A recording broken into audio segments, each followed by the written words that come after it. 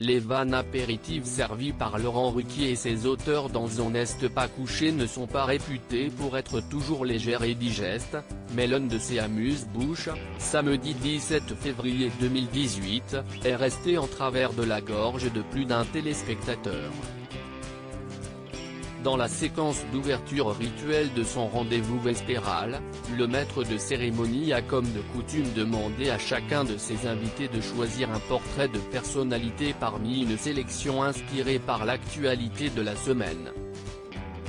Lorsqu'est venu le tour d'Hélène Vincent, venue promouvoir avec Bruno Solo la pièce de théâtre Baby qu'elle met en scène et qu'il joue, en compagnie notamment d'Isabelle Carré et Camille Japy, celle-ci a jeté son dévolu, avec un enthousiasme non fin, sur Johnny Hallyday.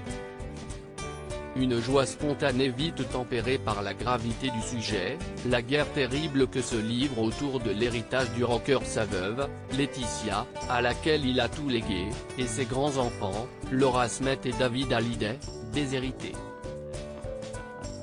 La gravité n'évitant pas le danger, Laurent Ruquier s'aventure néanmoins sur le chemin d'un humour noir périlleux. Il faut rappeler que Johnny n'a jamais vraiment réussi à écrire lui-même ses chansons, alors bon, son testament, on imagine qu'il ne l'a pas écrit tout seul, ne tarde-t-il pas à ironiser, suscitant des réactions pour le moins mitigées dans le public, visiblement un brin gêné.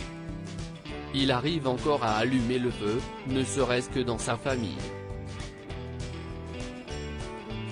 La bonne nouvelle, si est que cette polémique assurera la promo de l'album posthume qui sortira au printemps prochain, continue-t-il en faisant allusion à cet album autour duquel Laetitia et David et Laura se déchirent aussi. S'ensuit alors une séquence vidéo parodique, décidément le thème de la soirée sur France 2, qui proposait avant Ton Pissi l'émission inédite samedi, CST Parodie, dans laquelle le public découvre des versions revues et corrigées par son notaire de certaines des chansons les plus fameuses de Johnny. J'oublierai ton nom devient J'oublierai vos noms, alors que ceux de David et Laura s'effacent du testament, noir CST noir donne blanc sur noir. Oui, CST écrit, pas un radis, illustré par des images de la famille du défunt lors de ses obsèques.